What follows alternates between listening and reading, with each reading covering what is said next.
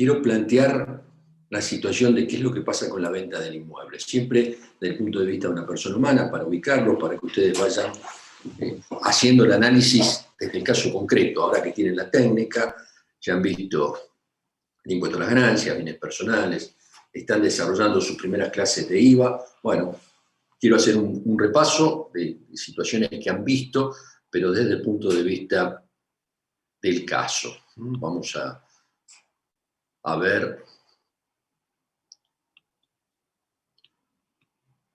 si puedo llegar a plantear la presentación de la diapositiva como corresponde.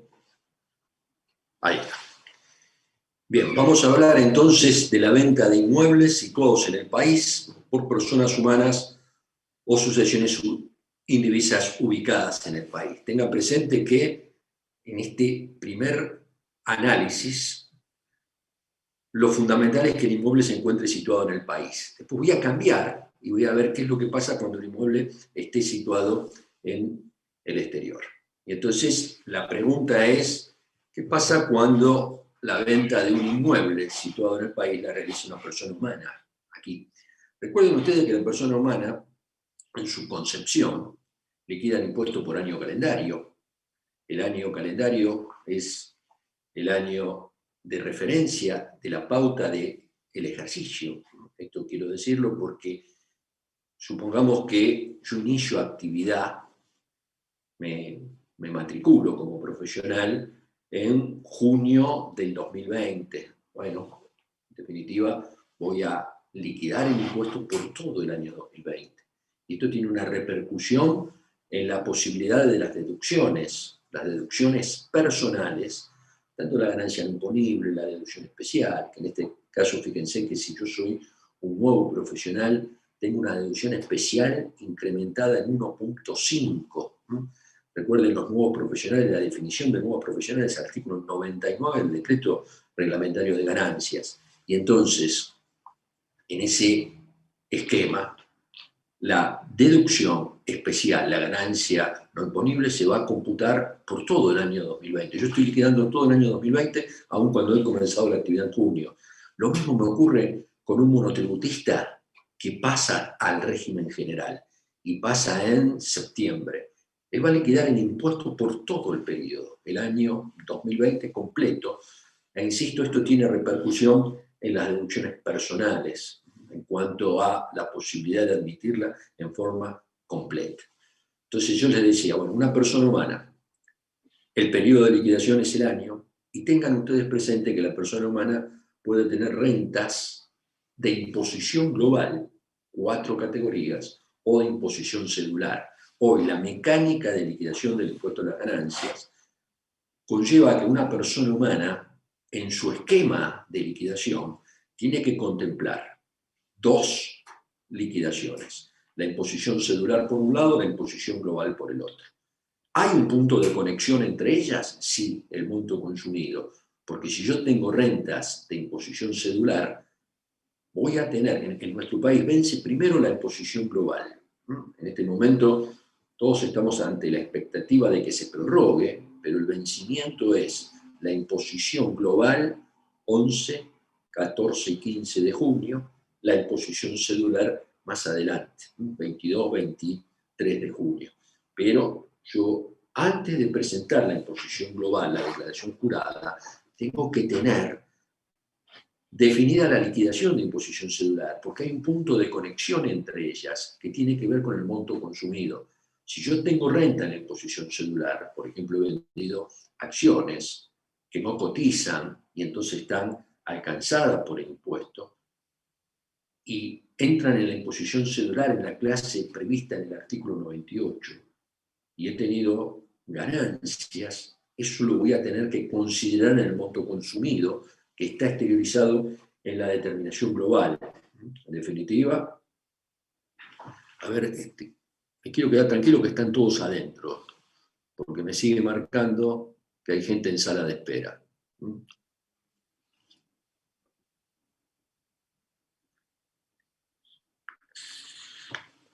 Bueno, ahora sí creo que están todos en línea. Les cuento a los que se agregaron en este último momento, estamos viendo un tema específico de ganancias, quiero ver qué es lo que pasa con la venta de inmuebles. Y entonces, ¿cómo me han complicado con esto de tener que ir admitiendo a todos los que se incorporan? Bien, ahí creo que están todos. No. Humberto, buen día, ¿cómo andas, Virginia? Si querés, podés ir a la parte de seguridad en la parte de arriba y ya que vos estás, destildar que tengan sala de espera. O Jimena, si está como cojo Jimena, lo puede hacer, si querés Bueno, ponerla. vuelvo entonces al tema de origen, una persona humana, la declaración jurada global, la cedular. Hablé de la cedular y la conexión con la imposición global. Me gustaría decirle que en la mecánica de liquidación completa, la imposición global tiene dos partes, fuente argentina y fuente extranjera. Yo, con la venta de inmuebles, voy a analizar las tres partes de la liquidación. Repito, en la imposición cedular va a haber casos que la venta de inmuebles en el país está dentro de la imposición cedular, va a haber casos que la venta de inmuebles situados en el país está dentro de la imposición global, renta de fuente argentina, y vamos a ver que si se vende un inmueble situado en el exterior, vamos a estar dentro de la imposición global, renta de fuente extranjera. En definitiva, con este ejemplo de venta de inmueble, lo que quiero es meterme en las distintas liquidaciones. Jimé, ¿estás en línea? Sí, estoy, Humberto. ¿Querés ponerme como co-host?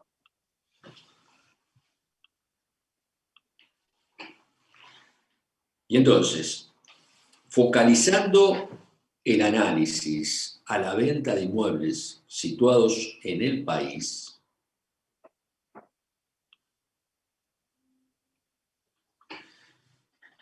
lo primero que ustedes tienen que analizar es el inmueble. ¿Qué destino, qué afectación tiene para la persona humana? Recuerden que una persona humana puede tener en la imposición global las cuatro categorías. Frente a inmueble, las categorías que se destacan son la primera, la tercera y la cuarta. Yo puedo tener un inmueble afectado a alquiler, y entonces ahí estoy que ese inmueble es bien de uso para la primera categoría. Puedo tener un inmueble afectado a una actividad agrícola, a una actividad comercial, a una actividad industrial, y entonces ahí el inmueble asume el rol de bien de uso para la tercera categoría. Pero también puedo tener un inmueble afectado a mi ejercicio profesional. Yo tengo este inmueble afectado a mi ejercicio profesional, este inmueble está vinculado a la cuarta categoría. El primer análisis que tengo que hacer es ver cuál es el destino, cuál es la afectación del inmueble, para así, en definitiva, poder clasificar el análisis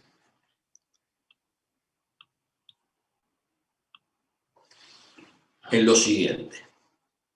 Si yo tengo un inmueble afectado, tengan presente esto, como regla, a tercera categoría, yo no voy a estar haciendo el análisis dentro de la imposición celular. Si está en tercera categoría, ya sea por tratarse de un inmueble bien de cambio, cuando yo me dedico a la construcción de inmuebles bajo el régimen de propiedad horizontal. Entonces ahí esa actividad está alcanzada por ganancias, renta de tercera categoría, el inmueble para mí es bien de cambio. Yo estoy dentro de la tercera categoría y afecto el inmueble a una actividad comercial. Tengo un inmueble que es de mi propiedad, en el cual desarrollo una actividad comercial, por ejemplo, la compra y venta de bicicletas. En ese caso, el inmueble está afectado a tercera categoría, pero como un bien de uso. Tengo un inmueble y tengo una explotación de BIT arriba del inmueble, entonces lo tengo afectado a una actividad agrícola, tercera categoría. La venta de los inmuebles que están afectados a tercera categoría, el análisis es el siguiente: entra dentro de la imposición global y voy a tener que hacer la distinción si el inmueble es bien de cambio o si es bien de uso. Pero lo importante, lo primero que debemos saber es que la venta de ese inmueble no está dentro de imposición celular, sino que está en la imposición a la renta global. Y esto significa que el resultado va a terminar tributando a la alícuota prevista en el artículo 94, primer párrafo de la Ley de Ganancias, a la alícuota progresiva por estadios, la que está en la liquidación de global de una persona humana, imposición global. Ahora bien, hay una distinción muy grande entre el tratamiento a los fines de la determinación del resultado, si el inmueble es bien de cambio o si el inmueble es bien de uso.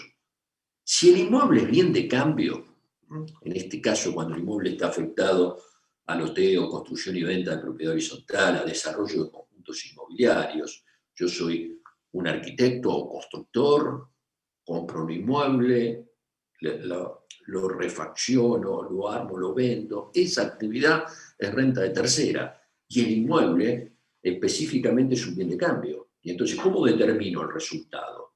Para determinar el resultado, lo que va a ser determinante son los artículos 57 de la Ley de Impuesto a las Ganancias y el artículo 93, primer párrafo. Quiere decir que por tratarse de un bien de cambio, cuando vendo el inmueble, el resultado lo voy a determinar precio de venta menos costo sin ningún tipo de actualización. Insisto, 57 de la ley, 93 primer párrafo. Y entonces la primera pregunta, ¿no se aplica el 93 segundo párrafo? Recuerden que el artículo 93 segundo párrafo establece la actualización por índice de precio al consumidor, IPG, índice de precio al consumidor, IPC. Ese índice de precio es de aplicación conforme a lo que establece el artículo 93, segundo párrafo, para las adquisiciones e inversiones de bienes del artículo 62 al 66, el 71, el 87, 88, 98 y 99. Y fíjense ustedes que no está el bien de cambio inmueble que está previsto en el artículo 57. Por lo tanto, si se trata de la venta de un bien inmueble, persona humana, afectado como bien de cambio a tercera categoría, la determinación del resultado es precio de venta menos costo.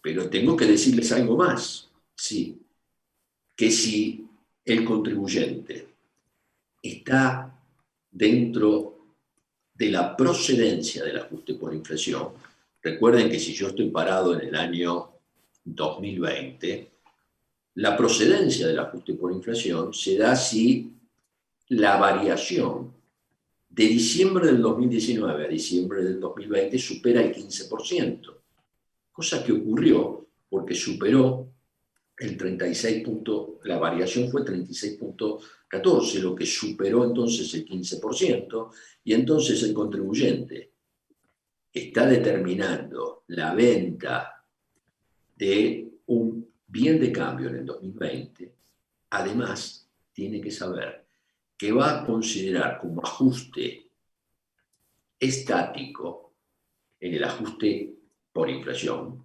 La concepción estática establece que el valor del inmueble va dentro de la consideración de activo expuesto. ¿Hasta acá me siguen? Tengo más para decirles, sí, por tratarse de un bien de cambio, y estar en tercera categoría, ¿cuál es el principio rector para la venta de este bien inmueble? El principio rector es devengado. Sin embargo, si la venta del inmueble es en cuotas, en plazos superiores a los 10 meses, puede aplicar el devengado exigible. Devengado exigible que está en el artículo 24, inciso A, cuarto párrafo, reglamentado por el 5A de la norma reglamentaria. Otra cosa interesante respecto de la venta de un bien de cambio inmueble es que no se puede utilizar el sistema previsto en el artículo 71 de la ley venta y reemplazo. En este caso no se puede diferir la utilidad por venta y reemplazo, sí se puede diferir la utilidad por el devengado exigible. No se aplica el 71, sí se aplica el artículo 24, inciso A, cuarto párrafo, devengado exigible, cuando corresponda, cuando la venta sea en cuotas superiores a los 10 meses. Bien, de bien de cambio les conté cómo se determina el resultado, cuál es la imputación, qué tratamiento tienen ajustes por inflación y qué pasa con el diferimiento del resultado. Ahora vamos a ver un inmueble afectado a tercera categoría como bien de uso. Y entonces lo primero que tengo que decirle es que no es el único caso de afectación de bien de uso el de la tercera categoría. ¿Qué quiero decir con esto? Hay otros ejemplos de bienes de uso inmuebles que se afectan a primera y a cuarta. Yo ya lo había dicho, lo repito. Yo tengo un inmueble afectado a mi actividad profesional. El inmueble está vinculado a cuarta. Tengo un inmueble afectado a alquiler. Está vinculado a primera. Tengo un inmueble que está afectado a tercera, porque estoy realizando una actividad comercial arriba del inmueble, o industrial, o una actividad agrícola. La venta de los inmuebles solo queda atrapada en la imposición global cuando está afectada a tercera categoría. Porque si está afectada a primera o a cuarta, no hay venta dentro de la imposición global, no hay resultado, sino que el resultado está en la imposición cedular. Y ahí aparece otro condicionante. En ese caso, vamos a tener que ver que el inmueble se haya adquirido a partir del 1 de enero del 2018. Sigo entonces, y lo voy a hacer contundente. Yo tengo un inmueble que está alquilado y lo vendo. Para ver si esa operación está alcanzada por ganancias, lo que interesa es la fecha de compra. Si lo compré a partir del 1 de enero del 2018, alcanzado por imposición cedular, artículo 99. Si lo compré antes, no alcanzado por ganancias, sí alcanzado por ITI. Lo mismo ocurre con un inmueble que está afectado a la actividad profesional. Es el mismo análisis. Lo compré antes del 1 de enero del 2018, no está alcanzado por ganancias, sí por ITI. Lo compré con posterioridad, no está alcanzado por ITI, sí por ganancias, imposición cedular. ¿Qué pasa si lo recibí por herencia, legado o donación, el inmueble? En ese caso, lo que determina la gravabilidad en ganancias por imposición cedular o no es la fecha de adquisición del causante, en el caso de herencia, del donante, en el caso de donación. Lo recibí de mi abuelo, un inmueble. Lo alquilé. Lo vendo. En definitiva, tengo que ir a ver la fecha de adquisición del inmueble por mi abuelo para ver si está dentro de la imposición cedular o no está gravado por ganancias. ¿Me siguieron? Ahora me queda ver qué es lo que pasa cuando es bien de uso, inmueble afectado a tercera categoría, que ahí como sigue la misma suerte de la tercera categoría, está alcanzado por el impuesto, está en la imposición global, es renta de tercera categoría, tributa alícuota del artículo 94, primer párrafo, y lo que tengo que decirles es qué pasa con el periodo de atracción hasta cuándo el inmueble está afectado a la actividad si el contribuyente en algún momento cesa su actividad. Yo tengo un inmueble que está afectado a la actividad comercial, compra y venta de zapatillas. Pero supongamos que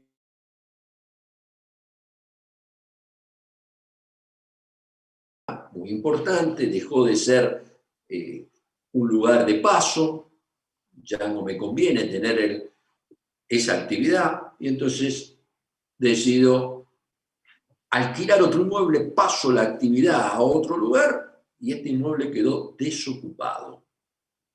Y entonces se produce la venta de ese inmueble. ¿Cuál es el periodo de atracción del inmueble con la actividad? ¿Hasta qué momento yo lo tengo que considerar al inmueble vinculado a la actividad empresaria, a lo que se denomina empresa unipersonal en ganancias, para decir que la venta de este inmueble está alcanzado? Bueno, este tema está tratado en el artículo 133 del decreto reglamentario. El decreto reglamentario me da un tiempo de atracción de la actividad respecto al inmueble. Ese tiempo de atracción es de 2 años. ¿Qué quiere decir esto? Que si yo vendo, a ver, no puedo admitir,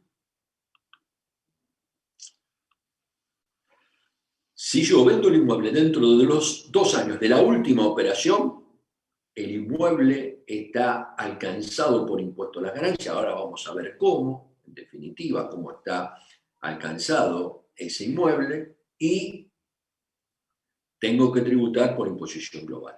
Ahora, si yo vendo con posterioridad, más allá de los 2 años, ya es la venta de un inmueble que no está afectado a actividad de tercera, y entonces queda atrapado de corresponder por la imposición cedular. ¿Por qué digo de corresponder? Porque ahí lo que vamos a tener que analizar es la fecha de adquisición de ese inmueble. Bien, me queda ahora hacer precisiones respecto a la venta de un inmueble, bien de uso, vinculado a tercera, que está dentro de la imposición global. Insisto, tercera categoría, alícuota 94, primer párrafo. ¿Cómo se determina el resultado? Y acá, respecto a la determinación del resultado, los artículos que intervienen son el 63 de la ley, 63, y el 93, primer párrafo, no, 93 segundo. Y ustedes van a ver que el 93 le da ámbito de aplicación al artículo 63. Si ustedes tienen la ley ahí, pueden ir a buscar el 93 segundo párrafo, que dice con claridad que los bienes adquiridos o las inversiones a partir del 1 de enero del 2018, respecto de los artículos 62, 63, 64, 65, 66, está ahí definido el 63. Entonces, 63 es el bien inmueble afectado como bien de uso, está afectado a la empresa unipersonal, y entonces yo ya sé que el costo computable, en principio, se actualiza desde fecha de adquisición a fecha de venta, por supuesto si se ha adquirido a partir del 1 de enero del 2018. Con esta particularidad, si procede el ajuste por... En principio es así. Yo tengo que, todos sabemos que el costo computable de un bien inmueble se determina restando la amortización sobre la vida útil afectada a la actividad de la parte de obra, construcción o mejora, en algo que está pautado por la propia ley, está pautado en un 0.5% trimestral. Esto significa que si yo lo compré en junio del 2018 y lo vendo en agosto del 2020, voy a tener la posibilidad de amortizar 3 trimestres. Estoy en junio del 2018, 3 trimestres. en el 2018, 4 trimestres en el 2019 y 2 trimestres en el 2020, porque lo vendí en agosto. Nosotros tomamos para amortizar año de alta, trimestre de alta y no de baja. Por lo tanto, la parte de obra, construcción o mejora, la voy a amortizar en un 0,5% en función de los trimestres que definí. Recuerden, 3 del 2018, porque lo compré en junio, 4 del 2019 y 2 del 2020. Eso me va a determinar cuánto lo amortizo y cuál es el costo computable. En general es el costo computable, una vez que amorticé la parte de construcción, obra, mejora, lo actualizo por el índice de precio al consumidor desde junio del 2018 a agosto del 2020. Esto es lo que me dice el artículo 63.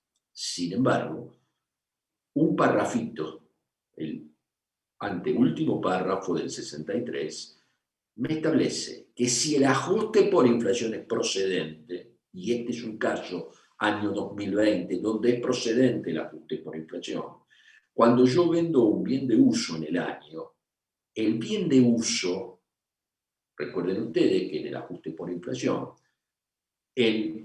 la concepción estática del ajuste por inflación, recuerden, estoy parado, todo lo que tiene que ver con ajuste por inflación, la mecánica está prevista en el artículo 106. El 106, inciso A, me dice todos los puntos que son no computables. Precisamente es no computable los bienes de uso, los inmuebles, bienes de uso, son no computables. Sin embargo, más adelante, el 106, inciso A, anteúltimo párrafo, me establece que si el bien de uso se vende en el periodo fiscal, el valor impositivo lo tengo que incorporar como activo expuesto. En principio, en la concepción estática, el bien de uso es no computable, pero si se vendió en el periodo fiscal, entra a formar parte del activo puesto.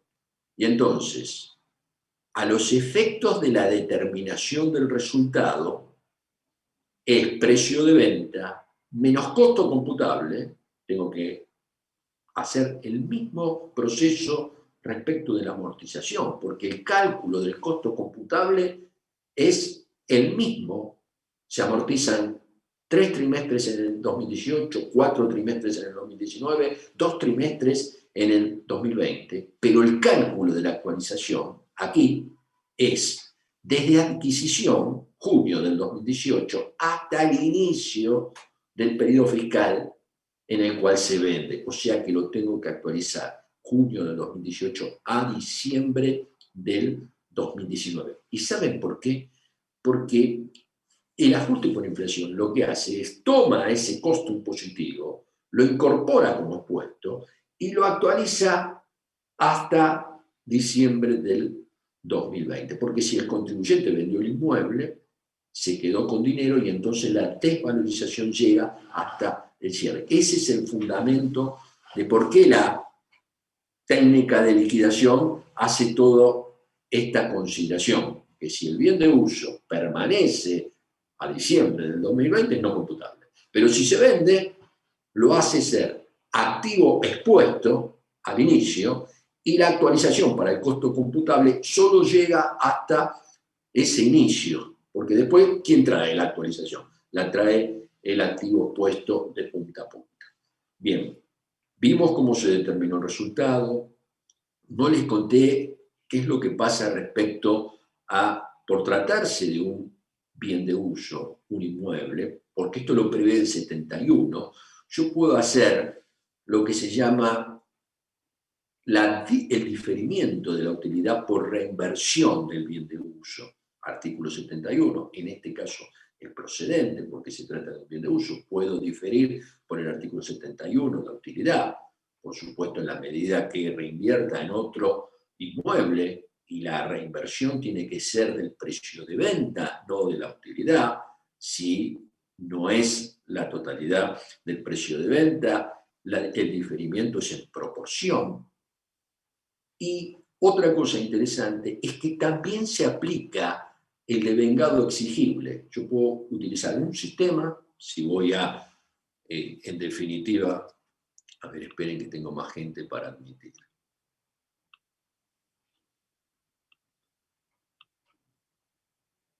Ahí está. Bien, en definitiva, puedo usar el sistema venta y reemplazo, por tratarse de un bien de uso, pero también puedo utilizar el devengado exigible. ¿Se acuerdan que les hablé del 24, inciso A, cuarto párrafo? En este caso, lo interesante es que las ventas, la venta del inmueble, sea en cuotas que superen el año, el periodo anual. Esto está en el artículo 65, inciso B del decreto reglamentario, la posibilidad también de diferir por devengado exigible la venta de un inmueble cuando se trata de un bien de uso. Bien, hasta aquí entonces la imposición global. Recién ahora me voy a meter en la imposición celular. Recuerden ustedes que si el inmueble está afectado a tercera categoría, no entro en la imposición celular, sino que directamente estoy en la imposición global, renta de fuente argentina del contribuyente. Pero si el inmueble no está afectado a tercera categoría, yo tengo un inmueble que no está afectado a tercera, lo alquilo, afectado a primera, lo tengo en mi actividad profesional, afectado a cuarta, lo tengo como inversión, o lo tengo destinado a mi casa habitación, en la medida que se haya adquirido a partir del 1 de enero del 2018, queda atrapado por la imposición celular, que es una imposición por clases. Aquí estoy parado en el artículo 99. Insisto que esto es nuevo en la ley, lo dispuso la ley 27.430 en el artículo 2, apartado quinto, también está complementado por el artículo 48, inciso K, y lo primero que quiero decir es que si se trata de la casa habitación del contribuyente, está alcanzado, pero está exento por el artículo 26. En definitiva, definida la imposición celular, cuando estoy dentro de la imposición celular, repito, si lo adquirí a partir del 1 de enero de 2018, queda alcanzado. Si lo recibí por herencia, legado o donación, lo que interesa es la fecha de adquisición de quien me lo transfirió. El causante, en el caso de sucesión, el donante, el legador, en caso de donaciones o legados. Frente a esta consideración, que sabemos cuándo está alcanzado, si está alcanzado por imposición celular, queda eximido por el impuesto a la transferencia de inmuebles ITI. Si no está alcanzado por imposición celular, sigue estando alcanzado por ITI, donde el cálculo es sobre el precio de venta, el 1.5. Bien, vayamos a la imposición celular. ¿Qué tengo para decirles de la imposición celular? Clase, artículo 99. La imposición celular. El resultado se determina entre precio de venta menos costo. Ese costo siempre va a estar actualizado y la actualización acá es procedente porque si ustedes van al artículo 93, segundo párrafo, van a ver que está dentro de los bienes que permite la normativa actualizar, se encuentra el artículo 99. Y como para estar dentro del ámbito de imposición, yo lo tengo que haber adquirido a partir del 1 de enero del 2018, es lógico que yo ya esté hablando de que el costo se actualiza. Se actualiza aquí de precio desde el momento de adquisición al momento de la enajenación. Primera consideración. Segunda, voy a poder restar en ese resultado todos los gastos vinculados con la operación. Gasto de escribano, gasto de inmobiliaria. ¿Esto dónde está? ¿Qué norma me lo permite? El artículo 100 de la ley. El artículo 100 de la ley establece que en las distintas clases se va a poder restar los gastos directos o indirectos que tengan que ver con el resultado. Otra situación importante es que la deducción especial prevista en el artículo 100 no es imputable a esta clase. Recuerden que esa deducción especial, que tiene que ver con qué monto es el mismo monto de la ganancia no imponible, 123.861 para el año 2020, esa deducción especial, que es el mismo monto de la ganancia no imponible, solo es atendible en este momento para el periodo 2020 a las rentas producidas por el artículo 98, inciso A y B, solo contra esas rentas. Por lo tanto, como estamos aquí hablando de venta de inmuebles, esa deducción especial del artículo 100 no es procedente. Todos sabemos que en renta cedular tampoco es procedente los gastos de sepelio previstos en el artículo 23, ni la deducción general, ni las deducciones personales. No hay ninguna posibilidad de cómputo de otro tipo de deducciones. Y lo que me queda para definir es qué pasa con el quebranto. Si en lugar de tener un resultado positivo por la venta del inmueble, supongamos que da quebranto, me da quebranto la misma operación, o la operación me da ganancia, pero después con los gastos me termina dando quebranto, ese quebranto queda encapsulado, solo puede agotar utilidades de esa misma clase. Recuerden que los quebrantos en cada clase son específicos. Y ya ahora hablo, si el quebranto me hubiese dado aquí, dentro de tercera categoría, ahí el quebranto lo puedo utilizar para compensar rentas de otras categorías, en ese caso no es específico. Y hay algo que, por último, en materia de quebranto, me gustaría comentarles qué pasa con los quebrantos. Tanto el quebranto de la imposición cedular, que es específico por clase, como el quebranto de la venta de un inmueble dentro de tercera categoría, que lo puedo tomar para agotar utilidades de las otras categorías, ese no es específico. Por supuesto, si es quebranto de la imposición global, no lo puedo utilizar para agotar resultados de la imposición cedular, pero sí no es específico respecto al origen de la operación. Quiere decir que si yo tengo un quebranto por la venta de un inmueble dentro de tercera categoría, me puede agotar resultados de primera, de segunda o de cuarta. Lo que yo ahora quiero decirles qué pasa con la actualización del quebranto. Tengan previsto que nosotros en nuestra ley de impuesto a las ganancias, respecto de la actualización, he citado hoy varias veces el artículo 93. El artículo 93 tiene un párrafo, primero, que me dice que no se actualiza.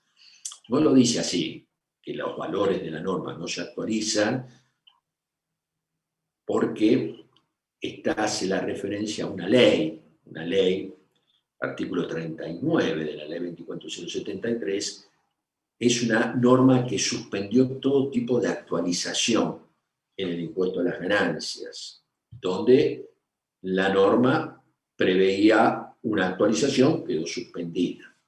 No estoy hablando de actualización de valores, hay valores en ganancias que se actualizan, como la ganancia no imponible, como las cargas de familia, como la deducción de seguros, pero hay otros que no. El gasto de sepelio, por ejemplo, se mantiene sin actualizar.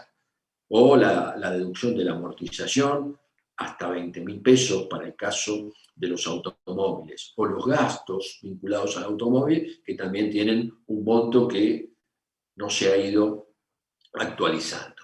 En definitiva, yo lo que estoy hablando es de la actualización prevista en los artículos de la norma, cuando hace referencia a que se actualizan, El artículo 93 tiene una norma general cuyo primer párrafo es no se aplica la actualización y el segundo me especifica en qué partes se aplica la actualización. Por ejemplo, 87, 88 tiene que ver con la amortización de bienes inmuebles, bienes muebles, y está dentro de la órbita de lo que se puede actualizar. ¿Para qué pasa con los quebrantos? Cuando uno ve esta norma general, nada dice de la actualización. Bueno, los quebrantos están previsto su análisis en el artículo 25. El 11º párrafo del artículo 25 establece con claridad, y esto lo puso la ley 24073, que los quebrantos se actualizan. Y fíjense ustedes, cuando apareció la ley 24073, la pauta de actualización que tenía toda la ley, la referencia a la pauta de actualización, era índice ELIPIM, índice de precio interno mayorista. Y esto es lo que quedó en el artículo 25, 11º párrafo, que se puede actualizar y se actualiza con un índice distinto al del artículo 93. Pero le cuento que cuando la ley 27430 se publicó allá por diciembre del 2017, el 93 tenía otra consideración. El párrafo de la actualización también hablaba de IPIM.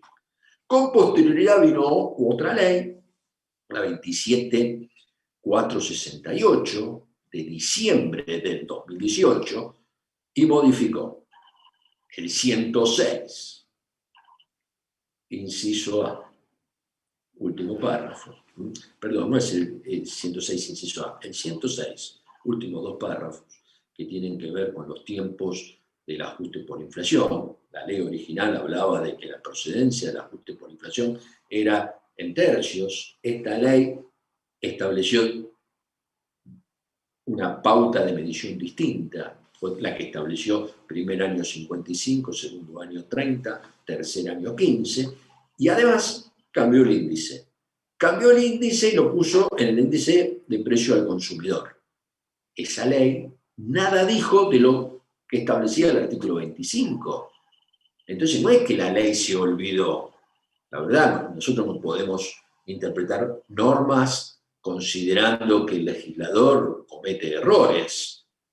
Quiere decir que el legislador corrigió la actualización en general, pero dejó una norma específica en quebrantos de aplicación propia. En definitiva, esto es lo que pensamos nosotros.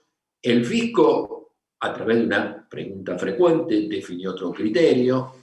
Lo definió en una pregunta frecuente. La verdad, no tiene mucho valor una pregunta frecuente porque no tiene pautas de vinculación con nadie. Un inspector puede seguir un criterio distinto al de pregunta frecuente. La pregunta frecuente no tiene estabilidad, dar una opinión, y la opinión no tiene mucho fundamento porque el fisco en esa opinión lo que dice es: en virtud de lo que dice el artículo 93, primer párrafo, los quebrantos no se actualizan. Cuando hay una norma específica, puntual, que es el artículo 25, 11º párrafo, que habla de actualización. Por lo tanto, si hay quebranto, el criterio nuestro es que se actualiza por un índice distinto, que es el índice de precio interno mayorista, y por último, que no lo dije todavía, los quebrantos se van a poder imputar en los 5 periodos fiscales siguientes. Después se pierde ese derecho.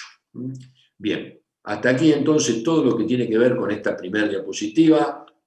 Denme un segundo que estoy tratando de admitir a los rezagados y nos vamos a la consideración qué es lo que pasa con la venta de un inmueble que está situado en el exterior. Ahora cambio y, por supuesto, si el inmueble está situado en el exterior, voy a focalizar el análisis en la imposición global. O sea, no hay imposición cedular. Recuerden que para estar dentro de imposición cedular, la renta tiene que ser de fuente argentina. Tanto la clase 97, 98 y 99, que son las 3 clases que perduran en la imposición cedular, hablan de rentas de fuente argentina. Cuando yo estoy hablando de un inmueble que está situado en el exterior, o de un título emitido en el exterior, o de un dividendo que viene de una sociedad del exterior, el análisis pasa por la imposición global, renta de fuente extranjera. Y entonces, aquí también tengo que hacer el análisis de qué afectación tiene el inmueble, para qué lo uso el inmueble. El inmueble en el exterior, ¿lo tengo alquilado? ¿Lo tengo desocupado solamente como inversión? ¿Lo tengo como punto para ir a vacunarme? ¿Lo tengo solamente como inmueble para prestarle a los amigos? ¿Lo tengo afectado a una actividad empresaria ya? ¿Hago una actividad del inmueble, es decir, lo construyo y lo vendo? Bien, ese es el primer análisis. Aquí el análisis pasa por si el inmueble está afectado a una actividad de tercera, ya sea bien de cambio o bien de uso, estuvo alcanzado siempre por el impuesto a las ganancias. La reforma de la ley 27430 no modificó esa consideración, pero fíjense ustedes lo distinto que es el análisis, estemos en una parte o en otra. Si yo estoy en tercera categoría, cuando estamos dentro de tercera categoría, que es esta consideración, voy a tener que aplicar la norma de el artículo 94, primer párrafo, como primer distinto. La alícuota de imposición va a ser renta de tercera categoría, alícuota de imposición progresiva por estadios.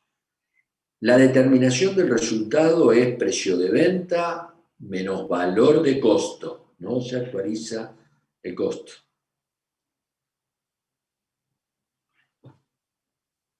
No se puede utilizar el sistema de venta y reemplazo del artículo 71, ni para el bien de cambio, ni para el bien de uso. Entonces, en el bien de uso, uno puede preguntar, ¿pero por qué si es un bien de uso? Bueno, ahí comparto el criterio del fisco. Hay un dictamen 43 del 2004. El fisco establece que el artículo 71 solo es de aplicación para los inmuebles situados en el país. Bien.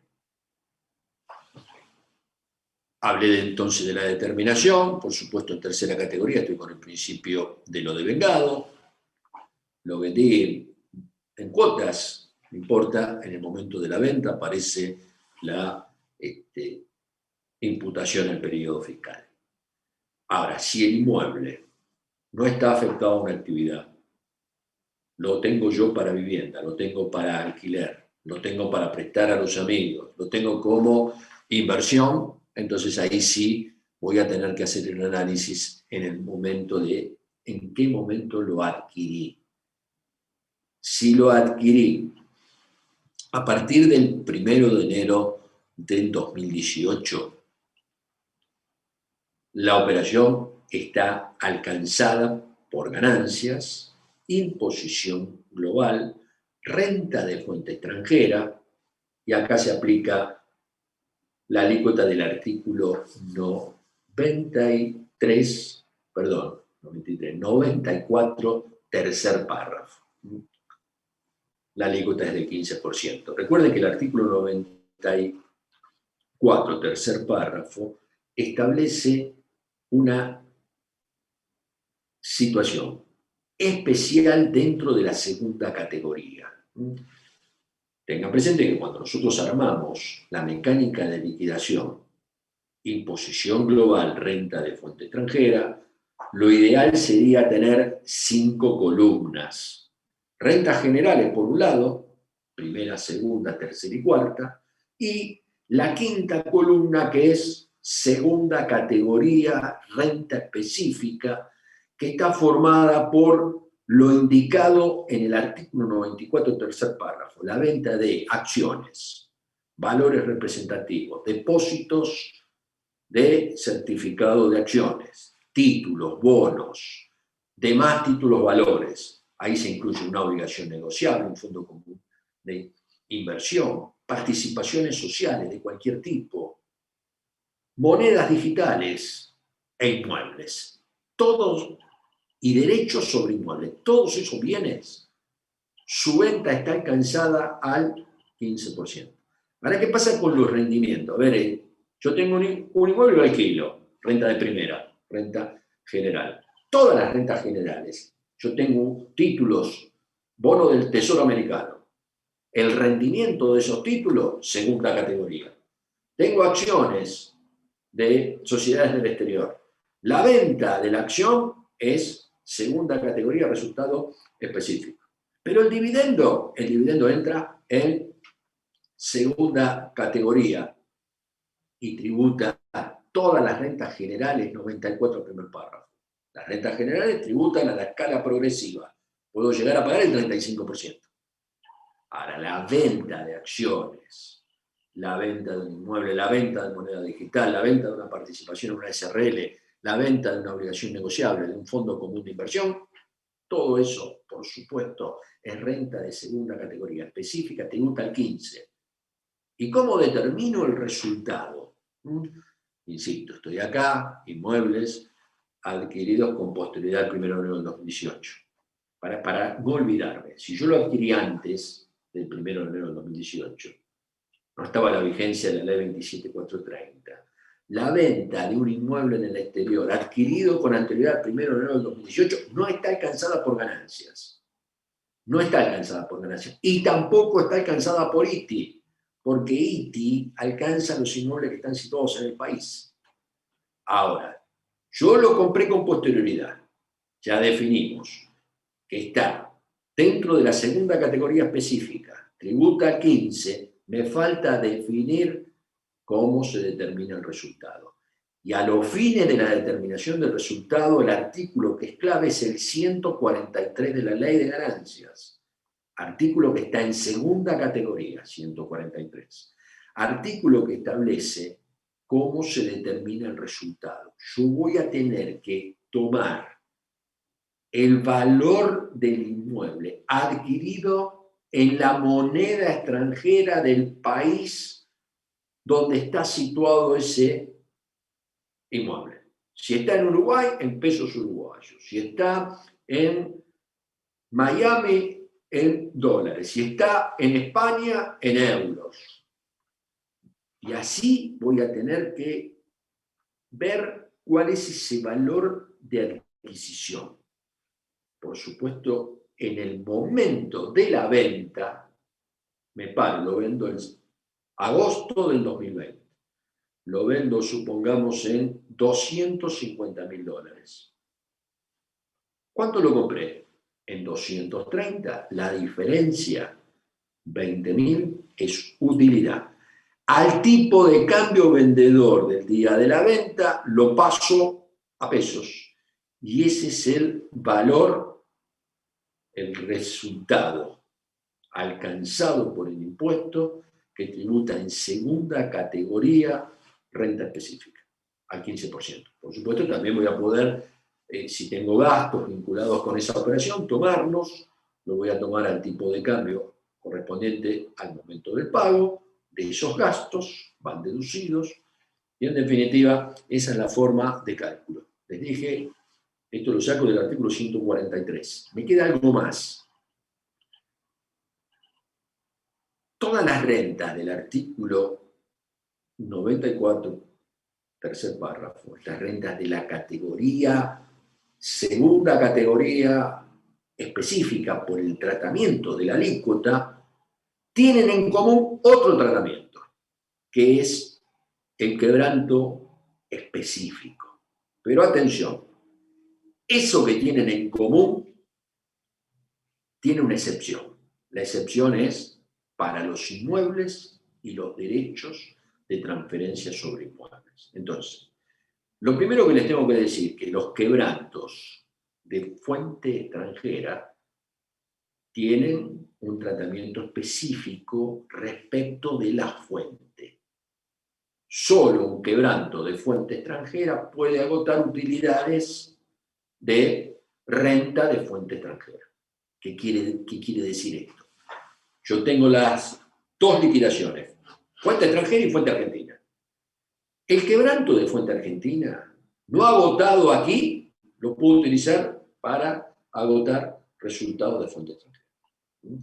No sucede lo mismo con el quebranto de fuente extranjera. El quebranto de fuente extranjera es específico por fuente. Solo puede agotar resultados positivos de fuente extranjera. Y ahora digo, además de esto, los resultados originados en la segunda categoría específica, por la compra y venta de un título, la compra y venta de una acción, por haber vendido una obligación negociable por debajo de lo que la compré. Ese resultado es específico y tiene una doble especificidad por fuente extranjera, pero además por operación. Solo puede agotar las operaciones de la misma especie. Esto no se aplica para el inmueble y para los derechos que se transfieren, los derechos sobre inmuebles en el exterior. Entonces, ¿qué significa? Que si yo tengo un quebranto por inmueble en el exterior, ese quebranto solo lo voy a poder utilizar para agotar rentas de fuente extranjera. En este caso, no se aplica la doble especificidad, solamente está la especificidad por fuente. ¿Dónde está esto? En el artículo 132 de la ley.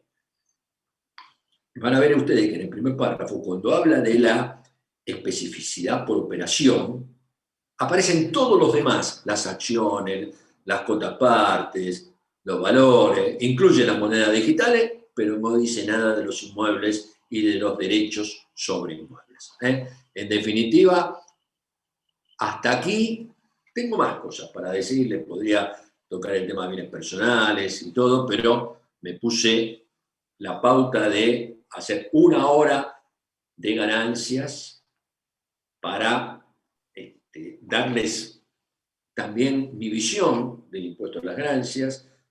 Tengo muchos temas que me gustaría recorrer, impuesto a las ganancias. Voy a usar la clase de los sábados para irme echando, porque quiero que ustedes tengan también mi posición respecto de los puntos. Esto, por supuesto, es para complementar y por el ida y vuelta que tengo con muchos de ustedes que me escriben, y esto es así, esto es así. Bueno, yo tengo esta posibilidad de meterme en ganancia, de meterme en IVA, monotributos, si llega a salir el régimen de monotributo previsto por la ley 27618, que yo creo que tiene mucha connotación práctica. También voy a hacer un paréntesis y me voy a dedicar a eso. Ahora nos vamos a meter en, si ustedes, vamos a ir a procedimiento. Tengo una duda. ¿Cómo determina la fuente en la moneda digital? Ir a buscar la pantalla de procedimiento.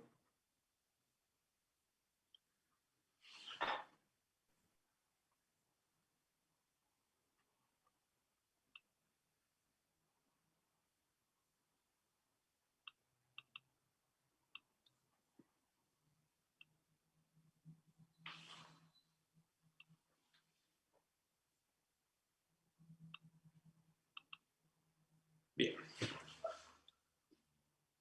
Vamos a ir viendo un poquito el procedimiento tributario. Estoy acá en la parte 2, que es la clase 2.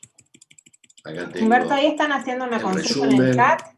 y me voy a quedar con cuando procede el proceso de determinación de oficio. Cambiamos de ley, tomamos la ley de procedimiento. Me gustaría que ustedes me siguieran con la ley, porque recuerden, yo tenía el hábito en las clases presenciales, por supuesto ahora ese hábito no lo puedo hacer, de estar permanentemente dialogando con ustedes y haciéndoles ver las ideas fuerza en la ley.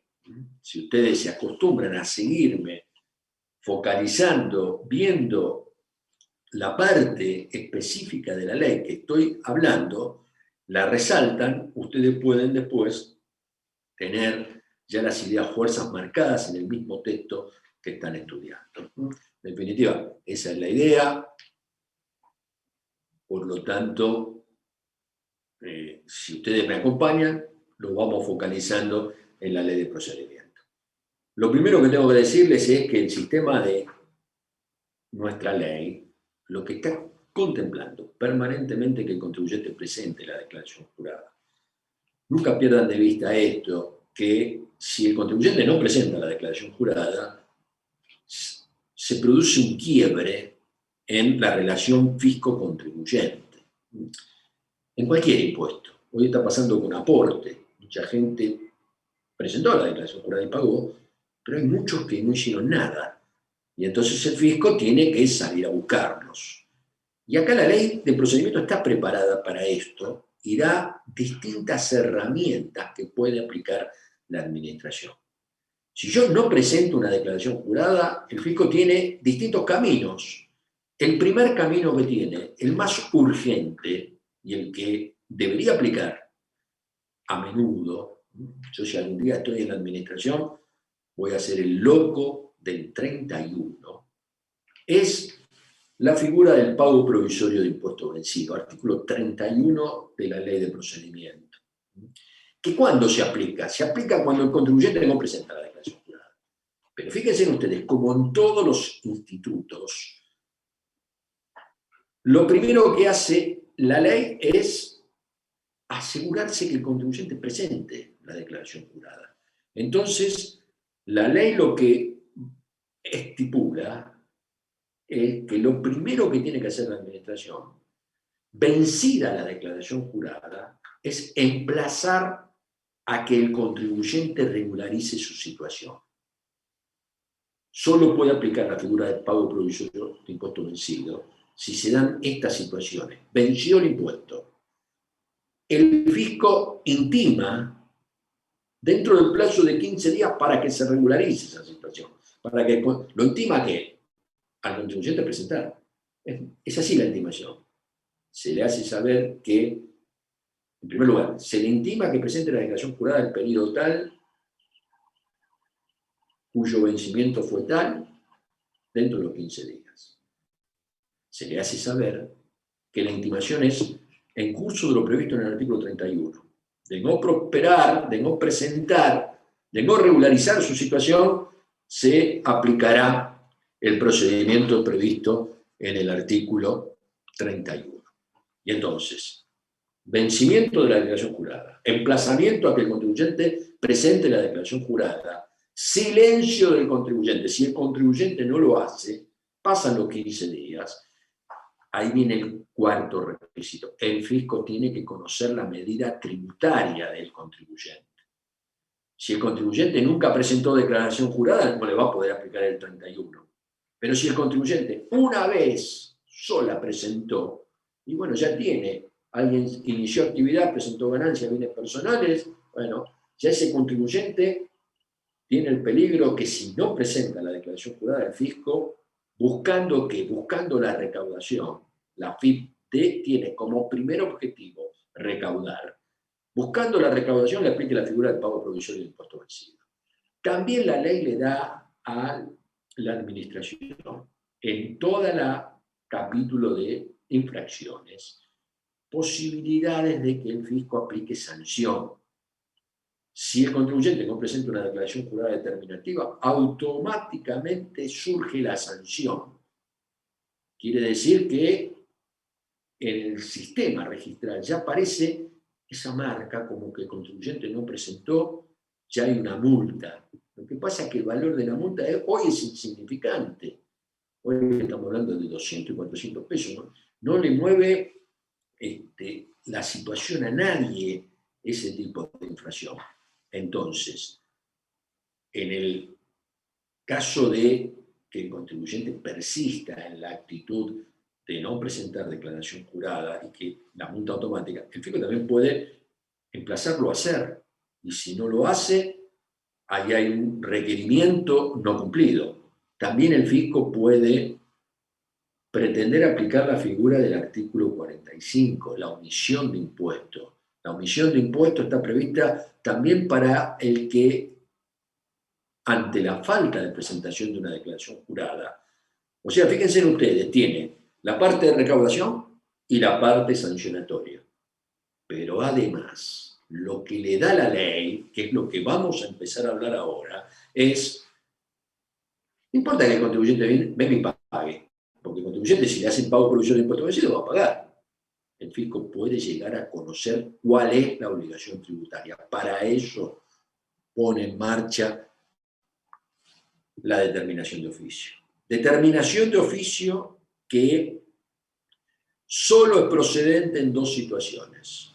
Cuando el contribuyente no presentó la declaración jurada determinativa, que es lo que estamos hablando, pero también la determinación va a ocurrir cuando el fisco venga e impugne la declaración jurada de un contribuyente. Fíjense que en un caso o en el otro, en las dos situaciones, que son las únicas dos situaciones que pueden darse, el fisco debe conocer la medida tributaria, debe conocer cuál es el quantum, cuánto es la obligación. A ver, lo paso a un ejemplo práctico. Yo no presenté todavía mi declaración jurada de ganancias del 2019, que ya venció, y yo no la presenté. El fisco, para hacerme la determinación de oficio, tiene que actuar conforme a las pautas del capítulo 5 de la ley, artículo 33, lo que ustedes vieron el sábado pasado con el profesor Patricio Bazán. El capítulo de verificación y fiscalización del fisco. El fisco tiene que venir a pedirme la información. Me va a tener que pedir la información, cuáles son mis ingresos, cuánto tuve de sueldo, cuánto tuve de mis ingresos profesionales, cuánto tuve de gastos, qué pagué de aportes y contribuciones al personal que trabaja conmigo, qué me retuvieron. Me tiene que pedir un montón de información. De la misma manera que si el fisco pretende impugnar mi declaración, supongamos ahora que yo ya la presenté, la declaración jurada del 2019. De hecho, la presenté. Yo presenté mi declaración jurada, pagué impuestos, mañana viene el fisco, a ver cómo es esto, a ver qué es lo que puso Humberto en los ingresos, en los gastos, y hace lo que se llama la tarea administrativa previa. Es importante que el fisco tenga, para poder avanzar con determinación de oficio, tenga el quantum tributario. Todo esto se llama actuaciones administrativas previas. Primer punto, entonces, la procedencia de la determinación de oficio, artículo 16, es cuando el contribuyente no presentó la declaración jurada o cuando resulta impugnable. En los dos casos el fisco tiene que conocer la obligación tributaria, para lo cual hace la tarea de fiscalización y verificación. Capítulo 5, artículos 33 y siguiente. Otro concepto que quiero transmitirles. La obligación tributaria puede ser en base cierta o en base presunta. Mucho se ha hablado en los libros, en la doctrina, de qué es esto.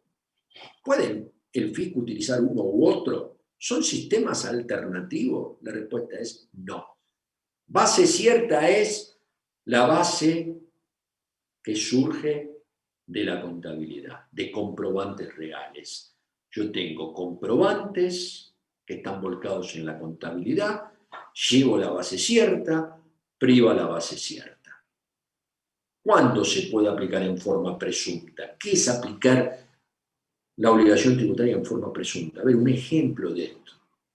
En forma presunta es, hoy hay muchos ejemplos que me vienen a la cabeza, el que ha sucedido a raíz de la pandemia, que mucha gente no prestó atención, salió y vendió por Mercado Pago, vendió por tarjeta de crédito, distintos sistemas, y se olvidó de facturar. Entonces es muy fácil, porque el fisco viene y detecta, a ver, tantas operaciones, usted cobró tanto, le acreditaron en cuenta tanto. ¿Cuánto tiene de ingresos? Usted tiene que tener ingresos de la misma manera de depósitos. Y entonces, eso es determinar la obligación tributaria en base presunta. Partir de un elemento cierto, que son los depósitos, lo que Mercado Pago le giró, lo que cobró alguien por él, un hecho cierto. ¿Ya? En función de ese hecho cierto, llegar a presumir la obligación tributaria. Por eso se habla de forma presunta. Entonces, primer concepto, ¿es base cierta o base presunta? La base presunta, me meto un segundito en la base presunta, siempre tiene que partir de un elemento cierto y comprobado. El fisco no puede hacer presunción de presunción. No puede haber, por ejemplo, venir, agarrar la cuenta y decir, o Mercado Pago, a ver, en enero del 2020, Mercado Pago, tuviste tanto. Bueno, hago un promedio. ¿Tuviste 100.000 pesos de ingreso por Mercado Pago en enero? Si eso fue en enero, tuviste todos los meses 100.000, 1.200.000, y fíjense lo que hizo, presupuso, presumió, hizo ficción de algo que no es real. En función de esto, ahora presupongo que tus ingresos son... No. La base para presumir tiene que ser cierta, comprobada. Entonces, si el fisco tiene todos los depósitos del año y llega a que es 1.200.000, ahí parte de un hecho comprobado para presumir. Entonces, para que exista presunción tiene que haber un hecho cierto, comprobado para poder presumir. No puede haber presunción de presunción. Hechos ciertos, contabilidad, factura, presunción. De los dos priva la base cierta. Solo cuando la base cierta no sea confiable, el fisco tiene que entrar y romper la contabilidad. Es decir, esto no es fidedigno. ¿Por qué? A ver, ¿cómo puede entrar? Hoy lo tenemos en la norma. Durante mucho tiempo lo tuvimos en la norma. Hay un artículo 18.1 que está en la ley de procedimiento, que lo puso la ley 27.430, que da determinadas pautas de cuando el fisco, aún existiendo base contable, puede entrar en forma presunta. Lo que pasa es que son todas pautas que tienen que ver con que la contabilidad no es fidedigna.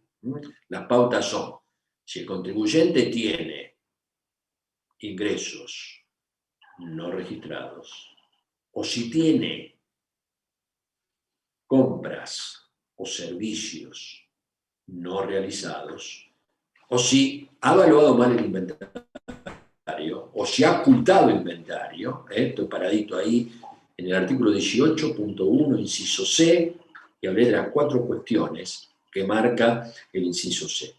Todas tienen que ver con impugnar la contabilidad. Por supuesto que si el fisco viene y dice, miren, en la contabilidad hay una compra, y yo pruebo que esa compra no existió, o un servicio, porque acá el ingenio argentino no tiene límites. Hay gente que capaz que tiene en un piso 11 servicio de jardinería, y la única oficina que tiene es una oficina que está en el piso 11 y gasta de servicio de jardinería una cifra que prácticamente es imposible de que lo pueda haber consumido.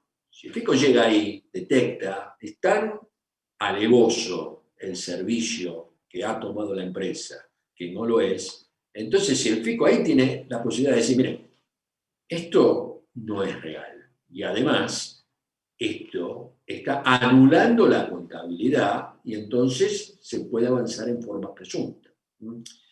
Bien.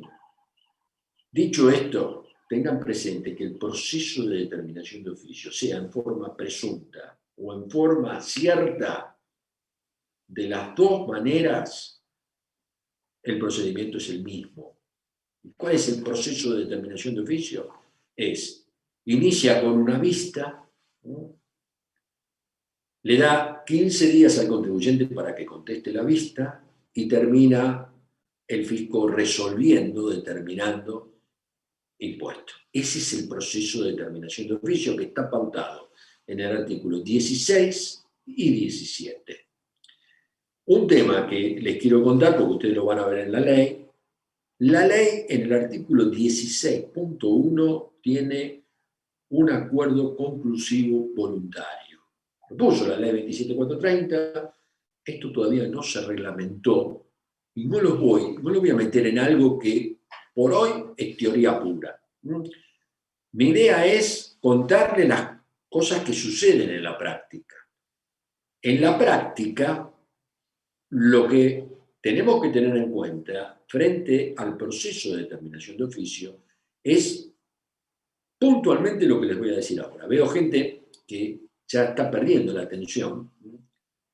Ustedes no saben, pero yo veo unos cuantos y ya están empezando a perder la atención, así que quiero recuperar la atención de todos y lo llevo a la parte práctica.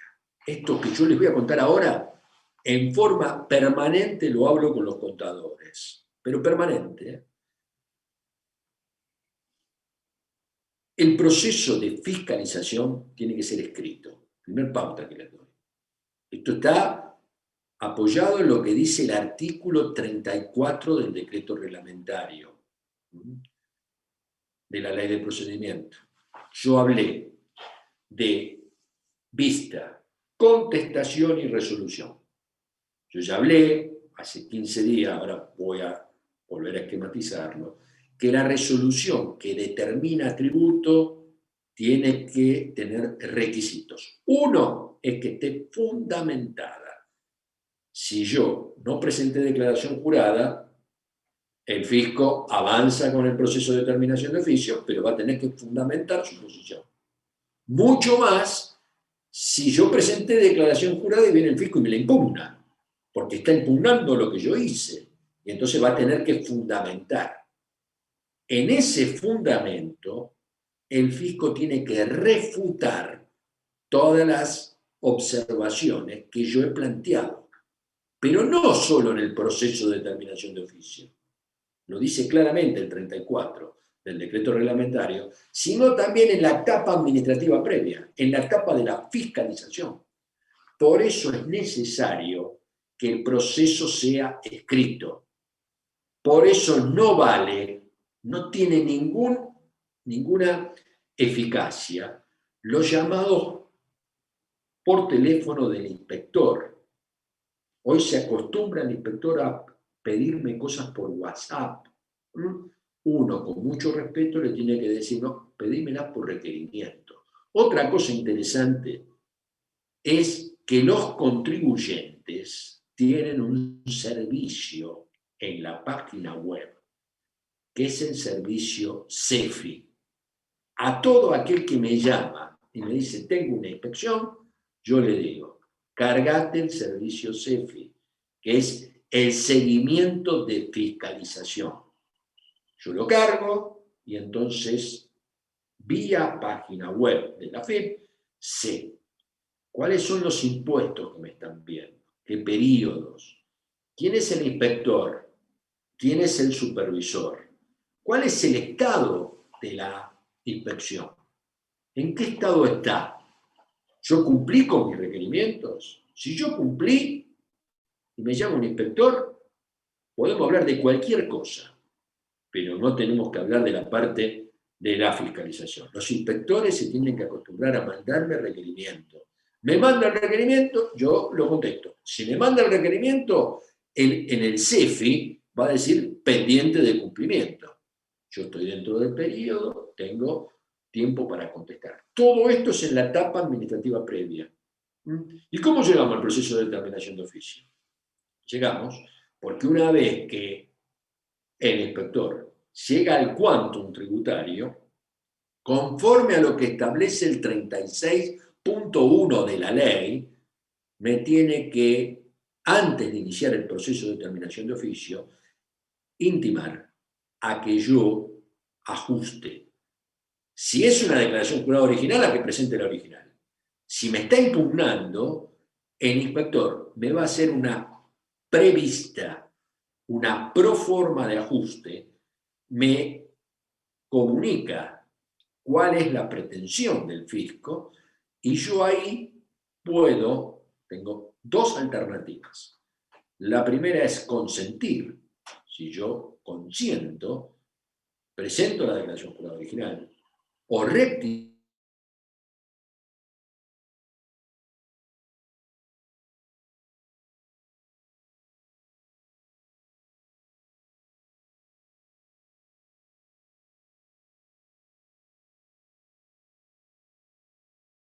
Segundo, voy a tocar el tema de qué significa la estabilidad del ajuste fiscal. Ahora, yo presenté mi declaración jurada, 100.000 pesos de impuesto a las ganancias del 2019. Viene el fisco, me impugna y la pretensión fiscal es un impuesto de 450.000. Yo analizo el ajuste y digo, no procede a derecho. No procede. Le presento una nota a la prevista y le digo, no procede el ajuste. Y entonces, ¿qué le queda al fisco? El fisco quiere avanzar con su pretensión. Yo no me ajusté a esa pretensión en la prevista. Entonces el fisco tiene que hacer el proceso de determinación de oficio. Proceso que comienza con la vista, yo tengo un plazo para contestar, resolución. Y acá me quiero detener. Si con la vista yo ajusto, fíjense ustedes, me llegó la vista, ¿se acuerdan? 100.000 pesos de impuesto, el fisco pretende 450.000 de impuesto determinado. Yo digo, no procede a derecho, 3 meses después viene el fisco con la vista. Yo tengo 15 días para contestar y ofrecer las pruebas que hacen a mi derecho. Pero digo, la verdad, voy a pagar acá. Termino acá. Presento la declaración jurada rectificativa. Me allano a las pretensiones fiscales. Reconozco la pretensión fiscal. Regularicé. Presenté. Y entonces, ahí se termina el proceso de determinación de oficio. No tiene sentido que el fisco avance, porque el fisco ya cumplió el objetivo, que era impugnarme la declaración jurada, tiene mayor recaudación, yo presenté. Ahora bien, esto está previsto en el artículo 19, segundo párrafo de la ley. Yo tengo un efecto de proceso de determinación de oficio. Dice el 19b, los contribuyentes que se ajusten a lo pautado en la resolución que determina tributo, tendrán estos beneficios, que son los beneficios de estabilidad fiscal. 19, segundo párrafo. Incisos A y B. Me dice que el contribuyente tendrá la estabilidad fiscal, excepto en estas 3 circunstancias. Son 2 los incisos, pero son 3 las circunstancias en las cuales un contribuyente que ajustó conforme al proceso de determinación de oficio goza de la estabilidad fiscal, salvo 3 situaciones puntuales. Ahora, antes de hacer el análisis de cuando el contribuyente no tiene la estabilidad fiscal y qué se entiende por estabilidad fiscal, les quiero decir que, porque así lo dispone el anteúltimo párrafo del 17 de la ley, si el contribuyente se allana a las pretensiones fiscales después de la vista, también tiene los efectos de que marca el artículo 19 de que hubiese tenido si se hubiese allanado en la resolución. Entonces, lo que yo les voy a comentar ahora, que alguien que se allana en la vista y tiene estabilidad fiscal, lo saco del juego armónico del 19, segundo párrafo, con el 17, anteúltimo párrafo. Efecto de la determinación de oficio tiene también el que se allana con la vista. Por supuesto, con la prevista no. Con la prevista, yo les dije, no tiene estabilidad fiscal. Ahora, llega la vista, y yo digo, bueno, vino en serio el ajuste. Me meto, regularizo, yo tengo el efecto de la determinación de oficio, que es lo que marca el 19, segundo párrafo. ¿Cuál es ese efecto? Estabilidad fiscal. ¿Qué es estabilidad fiscal? El fisco no puede volver sobre el ajuste respecto al periodo y al impuesto que me determinó. Me determinó ganancia en el 2019. Yo presenté una declaración jurada de 100.000, vino el fisco 450. En la prevista yo no entré, pero en la vista yo fui y regularicé la situación. Eso me da efecto de estabilidad fiscal. Está en el 19, segundo párrafo, pero la fuente de por qué lo tengo yo, si todavía no terminó el proceso de determinación de oficio, ¿por qué yo tengo el efecto del proceso de determinación de oficio si este no terminó? Está en el artículo 17, anteúltimo párrafo. Tendrá efecto de determinación de oficio los contribuyentes que se allanen a la vista. Bien, ¿qué es estabilidad fiscal? El fisco no puede volver sobre ganancia del 2019. No puede volver y decirme, no, ahora además de los 450 yo te detecto 800. No, ya está, estabilidad. Salvo que se den tres situaciones puntuales. La primera, y esta es lógica, que el fisco haya detectado error, dolo, omisión en los elementos que sirvieron de base para la determinación de la obligación tributaria. Si yo me puse de acuerdo con el inspector y le mostré otros comprobantes, le mostré otros libros, y hubo un cohecho con el inspector, y el fisco después, en un proceso de auditoría, se da cuenta de esta situación, bueno, por supuesto, esa es una excepción a la estabilidad. El fisco podría... Sí. ¿Me siguen? Les voy a pedir un segundo, quiero hacer un corte de un segundo.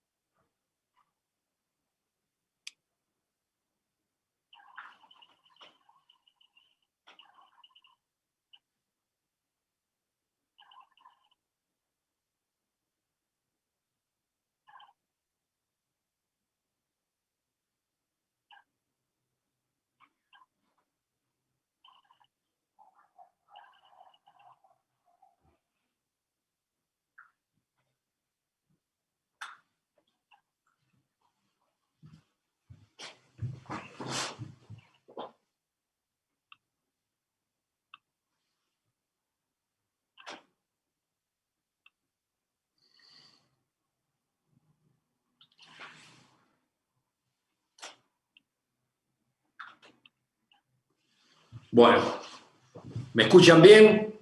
¿Está todo ok? Sí, sí. Perfecto. Sí, sí. Otra posibilidad de que el fisco avance y no se consagre la estabilidad está dada por que el fisco deje en la determinación de oficio el carácter parcial. En definitiva, si eso sucediera, nosotros lo vemos. Un ejemplo, el fisco vino y me hizo una determinación de oficio de IVA y solo vio la parte de débito fiscal. Entonces, cuando hace la vista, ya deja el carácter parcial de que en el impuesto al valor agregado solo vio el débito fiscal del año 2020. Los 12 periodos 2020 solo analizamos el débito fiscal. ¿Hay estabilidad? Por supuesto, respecto al débito, sí. Si algún día vuelve y analiza el crédito fiscal, puede entrar en ese periodo y en ese impuesto. Y por último, la tercera pauta que rompe la estabilidad fiscal es la que exista un nuevo elemento de juicio, no tenido en cuenta en el proceso de determinación de oficio. Supongamos es el caso que el fisco estuviera investigando bienes personales, me hace a mí un ajuste en bienes personales y con posterioridad recibe la información de una cuenta del exterior que no tenía la información y yo no se la di en el momento de la determinación de oficio. Entonces ahí puede venir y yo puedo argumentar la estabilidad, no, porque es uno de los casos de excepción que prevé el segundo párrafo del artículo 19. Bien, dicho esto, me queda ahora hacer el comentario de cómo es el esquema del proceso de determinación de oficio. Yo lo había dicho hace 15 días, lo quiero repetir. Yo tengo una vista, un plazo para contestar la vista y la resolución que determina tributo. Recuerden que esa resolución que determina tributo tiene que determinar impuesto, intimar al pago en el plazo improrrogable de 15 días, puede no determinar impuesto porque me achica el quebranto, me achica el saldo técnico de IVA, también podría ser. Si está determinando impuesto, insisto, intimar al pago improrrogable de 15 días, con más los intereses, tiene que estar fundamentada la posición del fisco, tiene que estar firmada la determinación de oficio por un juez administrativo. Todos estos requisitos hacen a la validez del acto. Significa esto que si hay alguno que no se cumple, el acto es nulo. Ahora, hay algo que quiero marcar que tiene que ver con un requisito de oportunidad, que este es el único momento para hacerlo. El requisito de oportunidad es lo que prevé el artículo 74 de la Ley de Procedimiento. En una instancia de procedimiento de determinación de oficio, el fisco, cuando está determinando tributo, debe aplicar sanción. Porque si así no lo hiciera, se considera la indemnidad del contribuyente. Se considera que no hay mérito suficiente para aplicar sanción con la consiguiente indemnidad. Vale decir que si el fisco no me aplica sanción acá, no puede volver en algún momento a aplicarme sanción. Por eso nosotros planteamos que este es un requisito de oportunidad. Insisto, está previsto en el artículo 74 de la Ley de Procedimiento. Si el fisco no me aplica sanción en un proceso de determinación de oficio, quiere decir que el contribuyente no la merece y esto también significa que no puede hacerlo en una instancia posterior.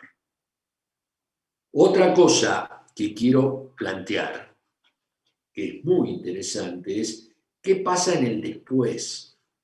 Yo, luego de un proceso de determinación de oficio, que termina con la resolución, ¿cuáles son los pasos posteriores?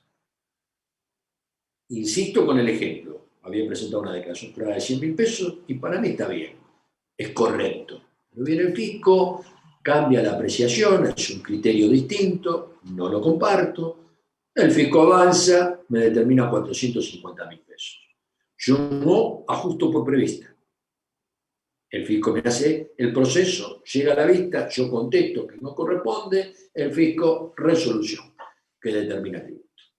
Frente a una resolución que determina tributo, y vamos a suponer, me aplica sanción, yo tengo los dos caminos del artículo 76.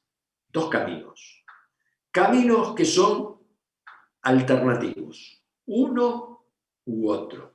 No puedo hacer los dos caminos al mismo tiempo. Caminos que tienen distintos plazos procesales. El primero es el recurso de reconsideración, 76A, dentro de los 15 días hábiles administrativos, pero hábiles administrativos dentro de la FIP, 76A. 15 días hábiles administrativos, yo puedo interponer el recurso de reconsideración.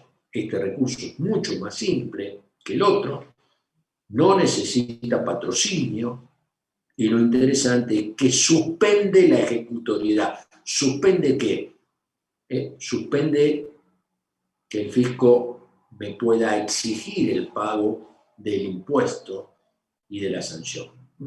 Yo presento el recurso y se suspende, y hay un tiempo donde el fisco va a resolver sobre este recurso de reconsideración. El camino del 76B es un camino un poquito más complejo.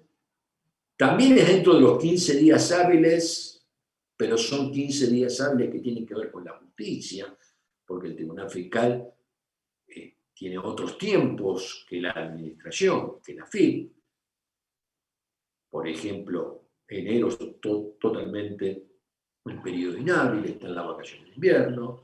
En la FIP, en enero, a veces la feria es de 15 días, en julio podemos coincidir, o sea que los tiempos hay que analizarlos en forma separada, no es que los dos vencen al mismo tiempo. Hay momentos donde yo tengo un plazo para el recurso de reconsideración y un plazo para el recurso del Tribunal Fiscal. El Tribunal Fiscal va con patrocinio, puede ser patrocinio de abogado, puede ir con el patrocinio del abogado y también de un contador, pero tiene que ir con patrocinio de abogado. Hay un costo, el costo de actuación ante el Tribunal Fiscal, y también lo que sucede es que suspende la ejecutoriedad de la resolución. Es decir, el fisco no puede ejecutar el pago del impuesto. Entonces son los dos caminos, generalmente son los caminos que sigue el contribuyente si quiere discutir. Pero yo tengo que contarle que hay dos posibilidades más. El tercero es pagar. El contribuyente paga. En ese momento, al pagar, reduce la sanción al mínimo legal. Esto está en el artículo 49. En definitiva, quiero evaluarlo como una tercera alternativa. Después de la resolución que determina tributo, el contribuyente paga el impuesto. Puede pagar el impuesto y discutir la sanción, sería una alternativa, pero quiero hablar de la cuarta consideración, cuarta alternativa que también puede pasar, que el contribuyente dentro de los 15 días no interponga ningún recurso, ni el de reconsideración, ni el de apelación al Tribunal Fiscal. Entonces, ¿qué pasa cuando se expira el tiempo para hacer algún recurso? En ese caso, lo que se produce es que la resolución que determina tributo y aplica sanción pasa a quedar firme. ¿Qué quiere decir que quede firme una resolución? Que debe ser cumplida. Es más, pasado ese tiempo, si el contribuyente no paga, el fisco, como no se interpuso recurso alguno, no se suspendió la ejecutoriedad de la resolución queda firme.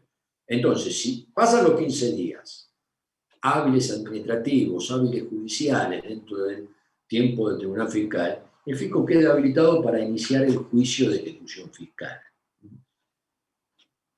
Va a poder reclamar el impuesto y la sanción vía apremio. Siempre que estamos hablando de una resolución que aplica sanción, cuando queda firme, la resolución que aplica sanción queda firme, pasa también en autoridad de cosa juzgada. ¿Qué significa esto? Significa que si yo tengo una resolución, me fui de determinación de oficio, yo tengo una resolución que me aplica una multa. Yo tengo también 15 días para hacer el recurso de reconsideración o apelación al Tribunal Fiscal. Si yo no lo hago en tiempo, la multa queda firme, esto está en el artículo 79, pero además pasa en la autoridad de cosa juzgada. ¿Qué quiere decir? Que yo, cuando pago la multa, pasaron 15 días, no hice nada, la resolución queda firme, tengo que pagar la multa, si no la pago me ejecutan. Multa pagada, cosa juzgada. Ese es el principio establecido en la ley de procedimiento. Insisto con esto, 79, una resolución que aplica multa, está firme, quiere decir que el contribuyente debe cumplirla, y además una resolución que aplica multa está firme y pasa a la autoridad de cosa juzgada. ¿Por qué? Porque el contribuyente, una vez que pagó, no la puede repetir, no puede volver sobre la cuestión. Sin embargo, este principio del 79 tiene una excepción. Justo la excepción es lo que estamos hablando nosotros. La multa que viene en una determinación de oficio. Esto está en el 180, que tiene como título en la ley de procedimiento multa consentida. En el único caso donde una multa consentida, no es que la multa sea caprichosa, consentida quiere decir que pasó el tiempo para hacer el recurso. Está consentida. En el único caso que una multa consentida puede repetirse es cuando esté en un proceso de determinación de oficio. Entonces, vuelvo ahora y digo, 4 alternativas. Las 2 primeras, los recursos, la alternativa de pago, el contribuyente paga dentro de los 15 días, paga y termina. Y hay una cuarta posibilidad que es, pasado el plazo, la resolución quedó firme. Entonces, yo vengo, pago y puedo repetir. Impuesto y multa. Pero atención, la multa en la misma proporción que repito impuesto.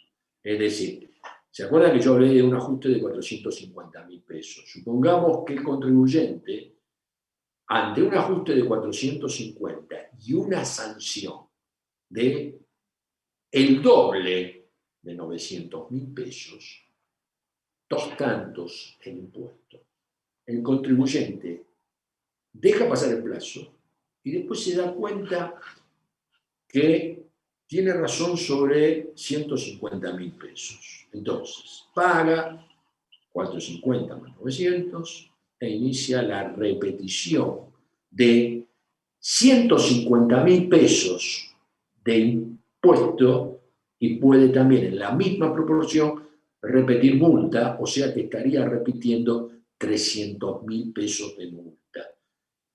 Esta es una excepción al principio de multa pagada, cosa juzgada, porque está junto en el proceso de determinación de oficio y porque va atado el impuesto a la multa y porque lo dice el 180 de la ley de procedimiento.